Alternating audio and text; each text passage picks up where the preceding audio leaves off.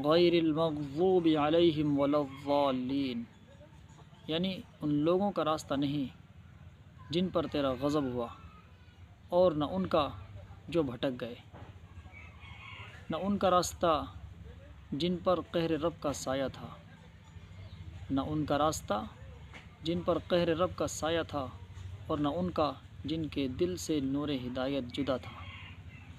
यह आयत हमें सिखाती है कि हिदायत पर कायम रहने के लिए सिर्फ़ नियत नहीं बल्कि अमल भी ज़रूरी है।